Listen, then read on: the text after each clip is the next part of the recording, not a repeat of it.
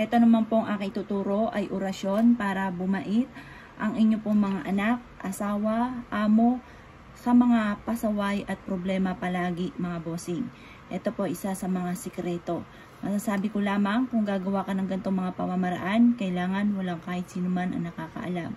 Kailangan ikaw lamang makakaalam nito at gagawin nyo lang po ito sa umaga. Huwag na huwag kang gagawa sa hapon dahil masama po yun.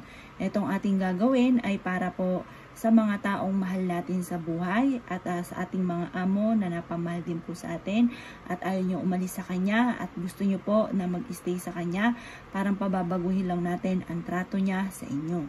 Yan. Ngayon po, ito, halimbawa lang po ito yung aking mister. Halimbawa, ang mister ninyo ay pasaway or kaya ang anak ninyo ay pasaway at gusto nyo po na siya po ay maging mabait. Mainam po tuwing umaga harap ka sa gawing silangan ng mga bandang alas 7, magdasal ka ng isang Ama Namin, isang Aba Ginoong Maria at mag-wish ka na ang taong ito, kung sino man po ito, kung anak nyo man ito, asawa nyo, amo nyo, or kung sino man katrabaho nyo na pinoproblema nyo at na ito po ay nagiging agam-agam na sa inyo, nai-stress ka na gusto nyo na magbago po siya. Ngayon, i-wish nyo na po ang lahat ng gusto ninyo. Halimbawa, ang inyong karelasyon ay may mga bisyon na hindi maiwas-iwasan. Or kaya ang inyong anak ay napapabarkada at gusto nyo na mabago po siya at baka maligaw ng landas, maging mabait po siyang anak. Sumunod sa magulang or yung amo ninyo dahil minamatrato kayo, hindi tama ang ginagawa sa inyo at kailangan nyo ng trabaho, gusto nyo lang siya na magbago, i-wish nyo po na magbago siya sa inyo at maging mabait na po siya sa inyo. Yan. Ngayon po mga bossing, halimbawa katrabaho nyo naman na nape-pressure ka at sisiga-siga at lagi kang dinadarang, maganda na mag-wish din po kayo na mabago ang trato sa inyo ng taong ito dahil kailangan nyo ng trabaho. Ngayon po mga bossing, bukod po doon sa isang Ama Namin, isang Aba Ginoong Maria, kung may picture kayo ng inyong karelasyon or kung sino man yung taong ito na gusto nyo ng pagbabago, kailangan ng picture. Mas maganda ay whole body. Ngayon po, isulat nyo po dito ng 7 beses ang kanyang pangalan at ipilido. Yung tunay na pangalan at ipilido. At pagkatapos mga bossing ko, isusulat nyo sa isang malinis na papel na kagaya nito ang hangarin po ninyo mga bossing. Halimbawa, ang hangarin nyo ay siya po ay bumait na, magbago na ang trato sa inyo. At siya po ay, halimbawa sa mga anak, sumunod sa magulang at para rin naman sa kanila po yun.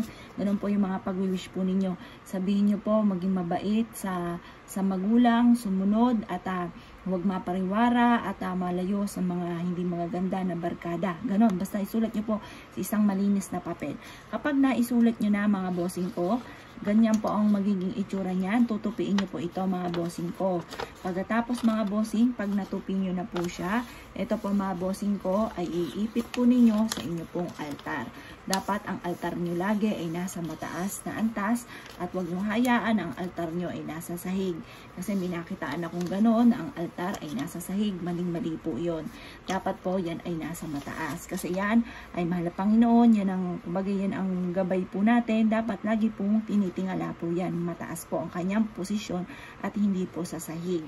Hindi rin po pwede na kung ikay magtitirik ng kandila kasi pwede mo itong tirikan ng kandila. Pwede kang magtirik ng kulay puti or kaya ay kulay dilaw.